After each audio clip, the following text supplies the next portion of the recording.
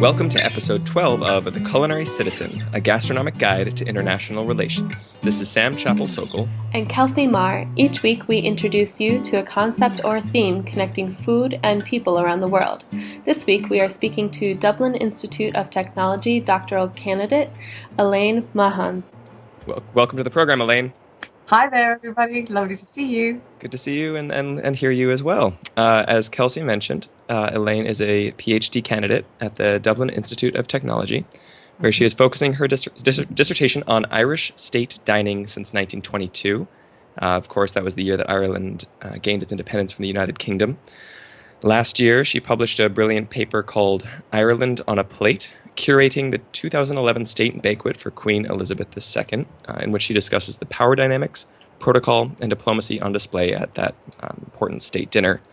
Elaine is also an accomplished chef, having spent time cooking at the tasting room in the Quartier Français in Franschhoek, South Africa. So we can ask Elaine all about her work in academia as well as her work in the kitchen. So welcome.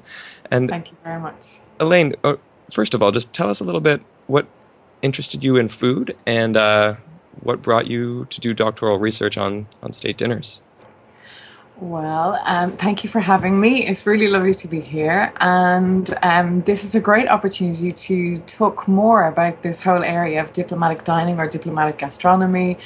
And it's certainly an area that more and more people are looking at and doing research into, the importance of food within international relations. And I really came to it by accident, I guess, in a way. I had several different professional lives. I had always been interested in food and in cooking. I had lived in several different countries and been always interested in the gastronomy or the food of those places.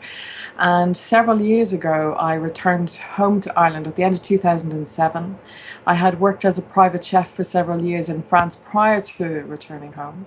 And the economy was such in 2008 that the employment situation here was a little bit tumultuous, I guess is the least we could say of it. And I got the opportunity to go back to college, and I decided that I would go back and train as a chef. And so I applied to the Dublin Institute of Technology to go back and do their culinary arts bachelor's degree. So part of that is, it's a very rounded course that's practical and theoretical aspects. Gastronomy is a very large part of that. There's modules throughout each semester and throughout the 4 years. It's a 4-year university course. And in our third year, we had to choose a topic for our dissertation, for our final year dissertation. And in our third year, we also had to decide on a placement for our internship. We had to do an international placement for our third year. It was a compulsory element. And I was initially going to go back to France, and I had already secured an internship back in Paris. And then that Easter, our school year goes from September to May. Is that the same for you guys in the States? I think it is pretty much around. Yeah, about the same. So I was due to go off to Paris in June. And in Easter, I think it was like the end of April that year, I went for the very first time to South Africa on a holiday, and I absolutely fell in love with the country and the food, and it was quite an extraordinary place. So I had the opportunity to go and eat at the restaurant that I ultimately went back to do my internship. And while I was there, I got really interested in the use of indigenous ingredients, each country using their own ingredients, their own flavors, their own flavor combinations, their seasonality, etc. And as South Africa had been isolated, if you like, in international terms, for a long time, and during that whole time, they had very much developed a very specific culinary culture, if you like. So their spices, their combinations, and like I said, the seasonality and the ingredients that were available. So that kind of tweaked that whole thing for me. It kind of got me thinking about it. And then at the same time, I had to establish an area of research for my dissertation, and I came across a paper by Dr. Michael Kennedy, who is now who has kindly agreed to be one of my supervisors, and he wrote a paper called "In Spite of All Impediments," and it was really about the very, very start of the Irish diplomatic service and the difficulties that Irish diplomats had in gaining recognition for the new Irish government when Ireland gained independence in those very, very early years. And as a culinary arts graduate, I was interested in, the stories of negotiations in Paris or in London, and, there was receipts from Harrods and, for various things, for receptions that the government had held where they didn't yet have embassies established in these countries, etc. So things were very, very different back then. And I wondered, really my question was, I wonder how the Irish diplomats went about setting up diplomatic protocol and establishing themselves abroad in the eyes of the international community, and how did the Irish embassies set themselves up, and what is the procedure in Ireland for welcoming VIPs, important guests, visiting heads of other nations, the monarchy, etc. And that's really how it all kind of just took off from there. So it has grown legs, obviously, since then, and become more refined, I guess, the actual thesis question, etc., and the areas I'm looking at. But that's, in a rather large nutshell, how I got to get into what I'm doing. Very interesting. Can you tell us a little bit more about your current research that you're doing? Sure. Yeah, absolutely. So I'm looking specifically at, I started in 1922 with, Ireland gained independence on the 6th of December 1921, and that was by the signature of the Anglo-Irish Treaty. And it was ratified by the Irish government in February 1922. So this is the period of when Ireland gains independence. And my research starts there. There was no Department of External Affairs left over from the time of the previous administration. The previous administration being British rule. We were governed by Britain for approximately 800 years. So when we gained independence, there was a lot of government departments which were kind of transferred over to the new ownership, if you like. But there was no pre-existing Department of External Affairs, and that was set up in 1921 by Robert Brennan, the very first Secretary General, and that's where my research starts. So I'm looking at how the whole thing came to be, how, what were the first official visits, what did they do, what did they serve, were they held, did we have any state buildings in which to host these very important people, who was there, how was the seating plan arranged, what was the order of precedence, the hierarchy, etc. All these things that make up the very important elements of all of these visits. And I'm looking at that all the way up to 1973, which is when Ireland joined the European Union, and when our Irish foreign policy changed quite dramatically from that point on. So it's really kind of within that 50 years, I guess you could say. Wow. My initial thought or question, I mean, this is like the birth of protocol in a completely new country. Well, that's it, absolutely, because Ireland had no, like I said, no no Department of External Affairs from the previous administration, so it was absolutely brand new. And initially it was one of the very smallest departments within the new Irish government. There's only 6 members of staff in the very, very beginning. You think about the size of these departments internationally nowadays, and of course the Irish Department of, it's now called the Department of Foreign Affairs and Trade. So it's quite different now, but in these things of course grow, but back then only six members of staff. Yeah, it was really, really the birth of Irish foreign policy, I guess you could say. Yeah. So what was there, the 6 staff, the initial, in the beginning, I guess, what was their brief? What was borrowed from the British, and what was indigenous, like what was created from scratch? What did they think their mandate was, or how did they step into that role? Well, in the very, very beginning, it was quite a tumultuous time, because after the signature of the Anglo-Irish Treaty at the end of 1921, a civil war broke out.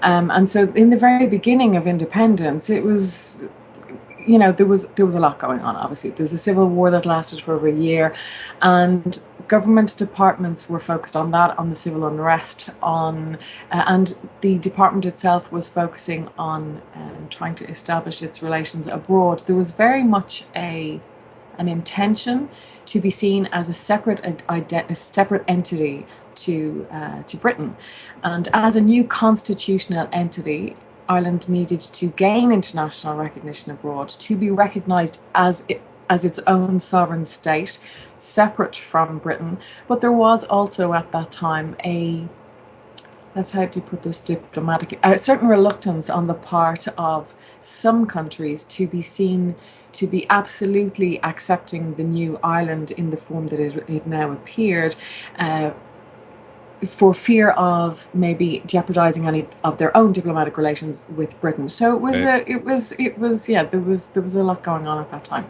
So in the beginning, the mandate was to establish international relations abroad and to have Ireland be recognized as, like I said, its own sovereign entity. Right.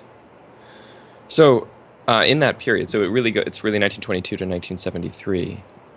In that period, what have you found, or the kind of progression of when heads of state or foreign dignitaries were visiting Ireland?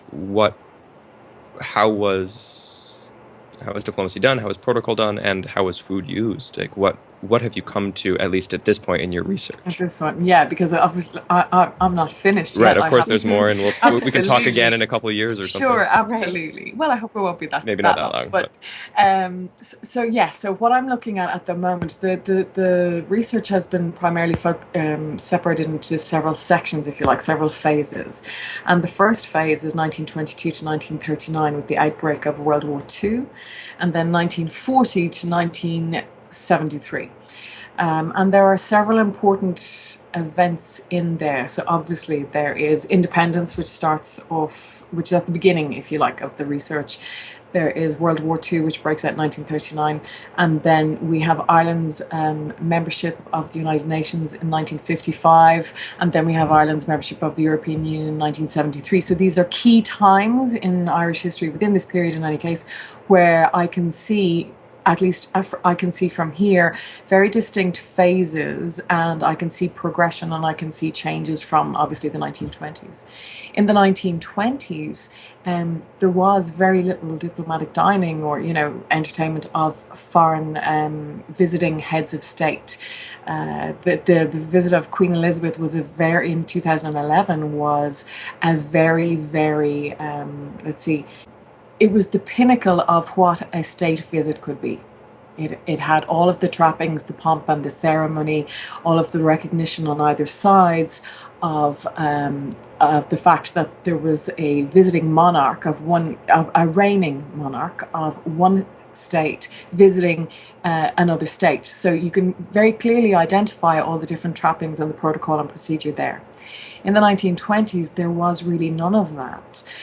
So Irish diplomats in Washington, Paris and London were asked to speak with their colleagues, their corresponding colleagues in the countries in which they were at that time, to see how things were done there. So in Washington, we have the Irish representative in Washington speaking to his counterpart in Washington, the same in London, the same in Paris, and they report back on how things are done in those countries. And Ireland takes a little bit of its lead from there, I guess, because we don't want to be seen, I guess, as doing things completely wrong. We want to, the government wants to be seen to be fitting in and being more than capable of doing things in the same way as others. So in the beginning, in those first couple of years, there's very little diplomatic dining, and if you like, the very first official visit to Ireland was in 1928 by Frank Kellogg, who was the US Secretary of State at that time. So he came in August 1928, and he came for 3 days. And he stayed at the Shelburne Hotel in Dublin, and that's where they also held a state banquet for him. And the Shelburne Hotel is a hotel that appears quite a lot. It's in the centre of the city. It's still around today. It's a beautiful, beautiful hotel, and it's very close to government buildings. So government buildings are still pretty much in the same location. So there would have been a lot of visits not so much official state visits, but there would have been visits from what the Irish government called at that time distinguished visitors to the Irish Free State, because that's what it was called until 1939. So you see, from the time that Kellogg came in 1928, you then see the Department of External Affairs actually setting down protocol. The procedure starts in 1928 after Kellogg's visit, where the government departments decide to actually set down protocol for visiting heads of state, and that goes not only to state banquets, etc., but also the flags to be raised, what a state visit should look like, where whether or not the military will take part in any of the ceremony, what routes might be driven. It's quite extensive, really. So it's really from the 1930s on you see it develop. How often does the Irish government host heads of states or distinguished visitors? So quite often enough, if you like. But there is a difference between a state visit and an official visit, for instance. A state visit is generally a head of one state being received by the head of another state. So in Irish terms, our current president is a gentleman by the name of President Michael D. Higgins. He has hosted 2 state visits, the Chancellor of Germany and the President of Mozambique, if I'm not incorrect. And then those are termed state visits. So they have all of the usual, like I said, the trappings of a state visit. So there's four items that distinguish a state visit from an official visit, we'll say, or from just a visit in a private capacity. There is on arrival at the airport in the country that the head of state is visiting. There is the inspection of the military. That's the first thing. The second thing is a courtesy visit to the head of state. It's like knocking on their door and saying, "Hey, I'm here. Yeah, I've arrived." It's a little bit like that. So courtesy visit. Then there is the laying of a wreath, generally, at that nation's cenotaph or war memorial. And then the fourth thing is a state dinner. So those are the 4 things that distinguish a state visit. So there are not that many of those visits. There have been 2 since Queen Elizabeth. Well, Barack Obama did visit, but that visit was cut a little short. There was some. I don't know if you guys had reports of the ash cloud. Okay, so that affected. Yeah, he actually left earlier than he was supposed to because of that. Yes, he left. I think maybe the day before he was scheduled to leave, but his visit changed slightly because of that. And then President Higgins has hosted 2 state visits since he's taken office. So how often? It's hard to say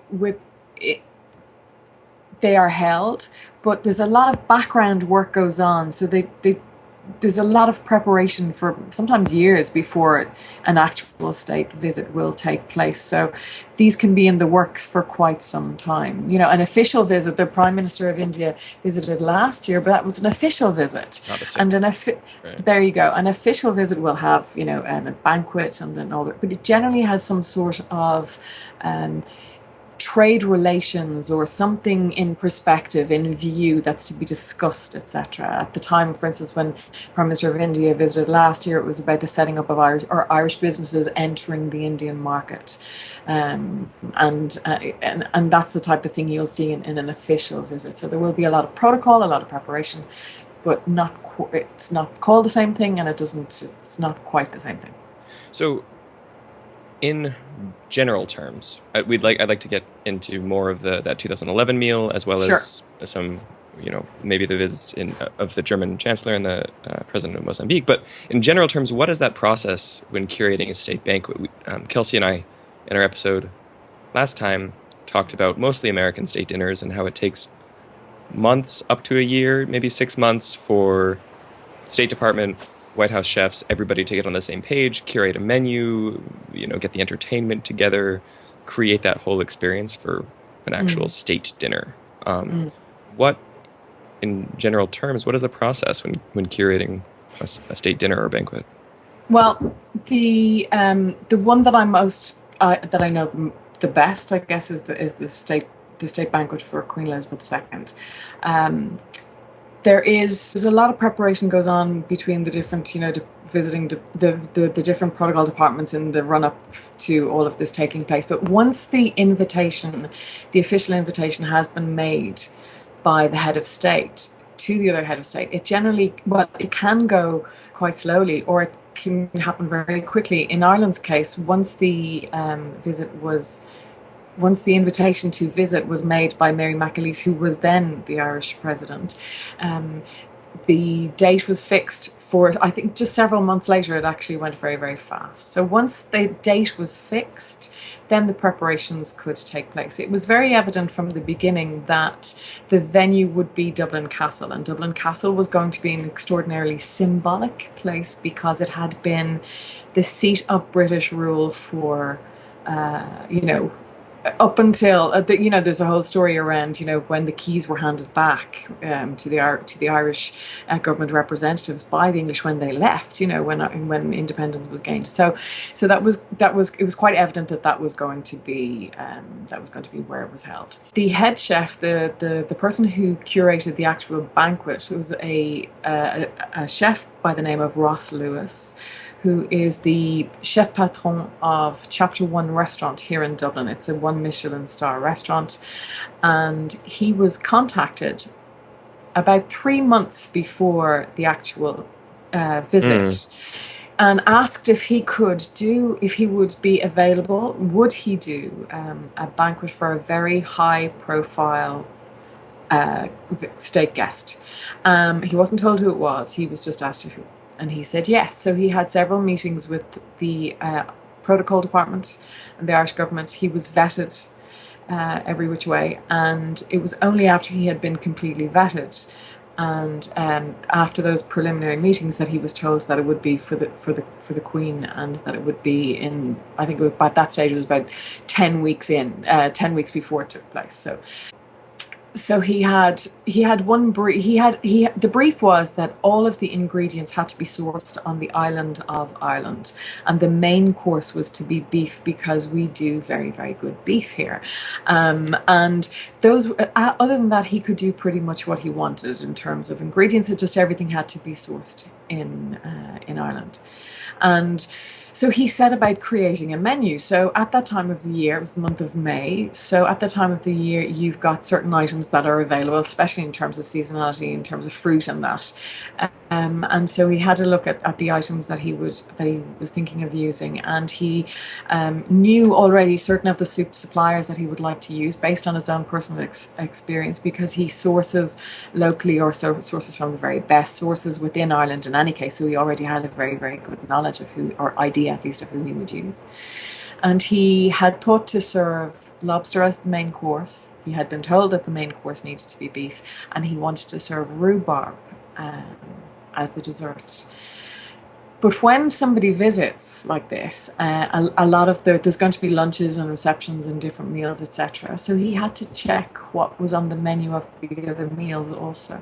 And actually, on the Queen's lunch menu of that day, she was going to be served rhubarb in the dessert. So that meant he couldn't serve rhubarb. Right. And all shellfish is excluded from Irish state dining, just as a precautionary measure. So that was off the menu also, literally off the menu. So what he did was he put together a menu. He did several tastings, trial runs within the kitchen.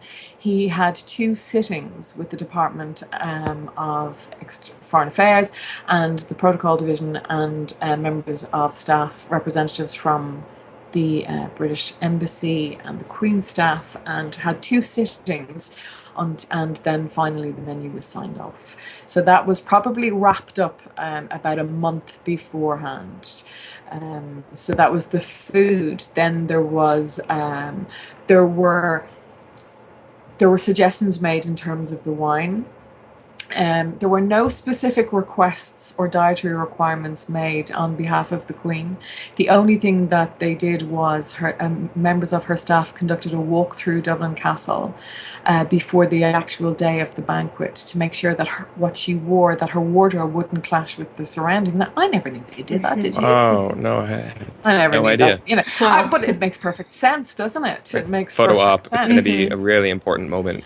Hey, who hasn't said, did you see her dress? Right. Right. In like when looking at other photographs of, and those are things I guess, part of the little details that we have no idea about, until we look at these things. We talked about, on the episode last week, we talked about sartorial diplomacy. It's like, who wore what, and where, who was the designer, etc. There you go, and how important it is, or it can be. Like, look at, Prince William and Kate, who are in India at the moment, and there is a lot, the press is talking constantly about who she's wearing, and there was great talk the other day because she was wearing earrings from a store called Accessorize, which is a well-known chain of accessories here for ties and hairbands and earrings, and she was wearing a pair of earrings that cost €8 or £8 or something on one of the days that she was out. And that evening she was wearing a very expensive pair of earrings made by an Indian designer. So yes, absolutely, these things are terribly, terribly important, and we don't really know how important they are until we take a closer look. Isn't that right? Yeah. Let's just take a quick break. This is all very fascinating. Can't wait to ask more questions, Elaine, and we'll be right back.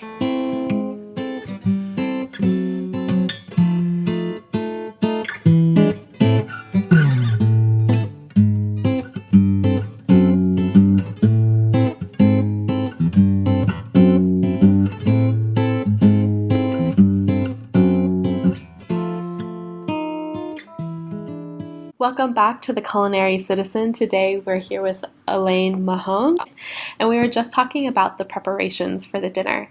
And so I want to go into the courses.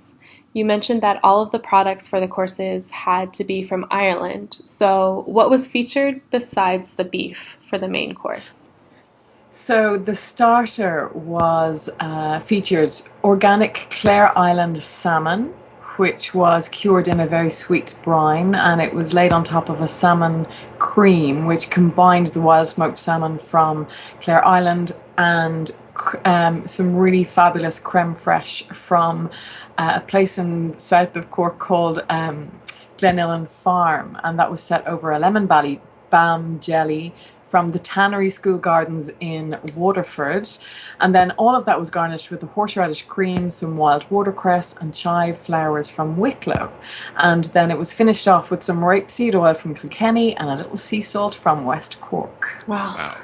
Sounds on a plate. Yeah. Literally, Ireland on a plate. That's just the starter. Right. But yeah, so really, the most beautiful ingredients and really, really fabulous stuff, yeah. Did the ingredients come from Ireland proper and Northern Ireland as well, or just Ireland? Just from the Republic of Ireland. Yeah, Ireland. So there was no distinction made. The brief was the island of Ireland, and that's where all of the ingredients came from. So there wasn't there was certainly no must come from what is classically defined as the Republic of Ireland. There was none of that. One or two little interesting things though, which the chef did have to face, was the fact that and this part of being a chef, isn't this part of working in the kitchen and needing to make something, and oh gosh, I don't have the ingredient. Well, I'm going to have to rejig this classic French recipe and come up with something different. Well, in Ireland we no longer produce our own sugar, and we don't and never have, as far as I know, as far as I'm aware, we've never produced vanilla. Right. So these are two classic ingredients in a pastry kitchen, obviously. So these were going to have to be exceptions to the rule. Everything else, absolutely everything else, came from the island of Ireland. But vanilla and, like I say, sugar, these were going to be, vanilla, there was no vanilla used, and sugar, the sugar was sourced then from the general supplier, but we don't actually make our own sugar here anymore. That reminds me, brief aside, I grew up in Vermont, and there's a lot of, before there was the term localvore, or before there was Oh local eating, yes, we were doing yes, like the yes, 50-mile challenge or the 100-mile challenge, where for a yes. whole month you would be challenged to only consume products that were produced Oh within yeah. 50 miles. And you can Mm. do it. It's difficult if you do it in the wintertime, but in the summertime, it's beautiful. But there was always the Marco Polo exception, which is Oh for really? spices, salt, and Oh yes. coffee, because Oh, very good. you Yes, can't of course. can't make coffee. You can roast it, but you can't grow it in northern Gotcha. Vermont. That's a really good way of putting it, actually. The So Marco Polo Yeah, exception. Yeah, I like that rule I name. like that. trade. Yeah, I think I'll use that again. I'll reference you. I promise. Sure. That was the starter. So, and looking at this kind of Ireland on a plate concept, what are some ways through the food and through the protocol? How did Ireland really assert itself and assert its independence, but maybe pay homage to history Separateness. Yeah. through this state dinner and through this experience? Well, certainly in the beginning, it, from what I have found what I have found in the findings so far is that there wasn't any type of a preference for Irish food or even Irish locally or nationally sourced foods that I have come across until about the 1950s. I came across a note by a minister on a series of meals that I'm researching at the moment in the 1950s, where it says the salmon must be from Achill Island, and Achill Island is on the west coast of Ireland. And that's the very first time that I actually see that coming up. And it's not reported anywhere. It's actually a little handwritten note on as these things can sometimes be. So this is where I start to see it come through. In the very beginning, in the 20s and 30s and 40s, and even up into the 50s, you see a very definite French cuisine. There's no doubt. Even on the menus are written in French. The names of the dishes are written in French. There is an absolute classic French tradition within fine dining in Ireland. And that has been researched by Dr. Mortine Machinumra, the French influence on Irish fine dining in between 1900 and 2000. And that can be clearly seen through the presence of French-born or French-speaking chefs from abroad who were actually running an awful lot of who were head chefs in the fine dining establishments in Ireland at that time. So it makes perfect sense that as they would be in charge of the menus and the food that was cooked in those establishments, that is what we would see. We would see a reflection of their knowledge and training on those menus. Yeah, same in the United States. We had French very chefs and French, German chefs for all of history until the past decade, pretty much. Absolutely. So we see that very clearly. So it's interesting that it's also the same in the States.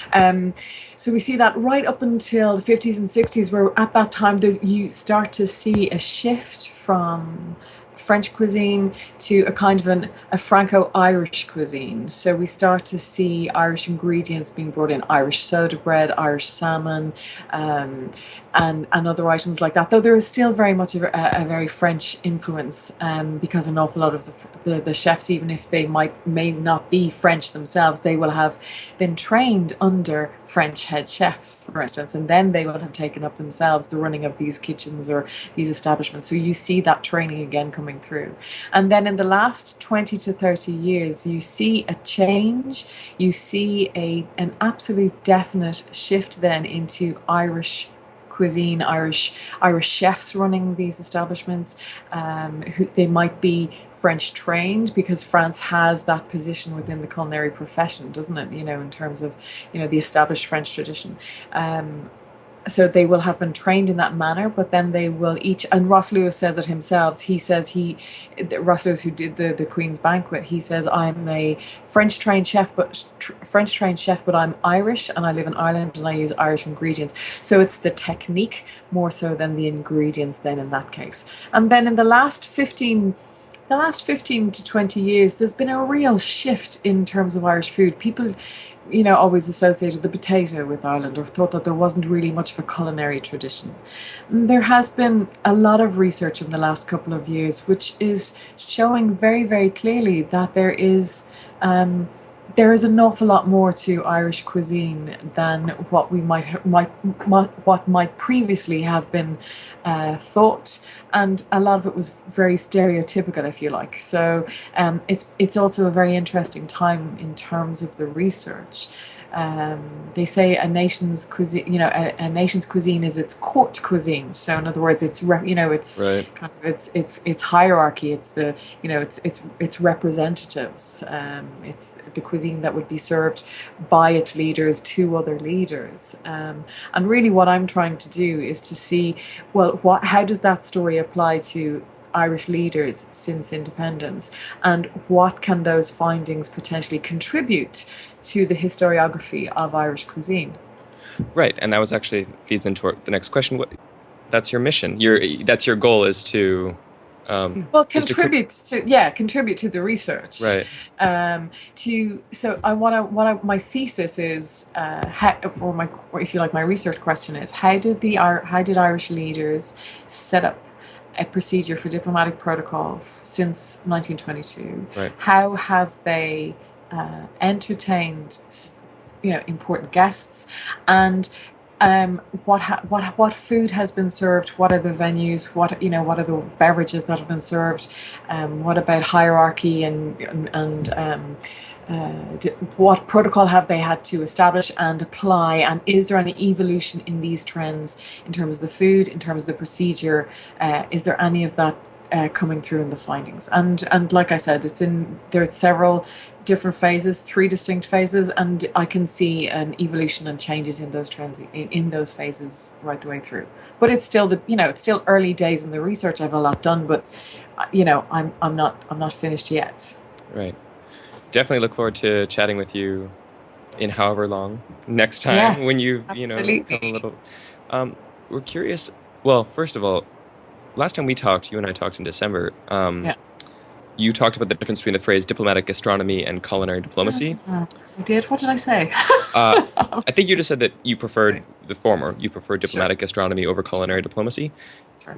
Why is that? I mean, Sure. And it's funny, when you actually got me thinking about that when we spoke about it in December, and then when we were preparing for today, and I knew that you want to, maybe talk about that a bit more. I kind of giggled and I said, "Oh yeah," I knew that had marked a little point with you, as it had done with me, and I thought it was a really interesting question. So I thought to myself, well, what is the reason? And I guess there's no absolute specific reason as to why, because it changes a little. right. So my undergraduate studies, like I said, gastronomy was a very big component of that, and it made sense to me to speak about gastronomy in its widest forms.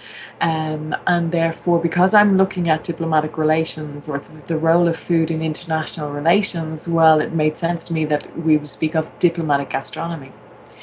Culinary diplomacy, for me, when I think about it, initially, before you and I ever spoke about this, I always tended to think about culinary diplomacy as simply just the food on the plate.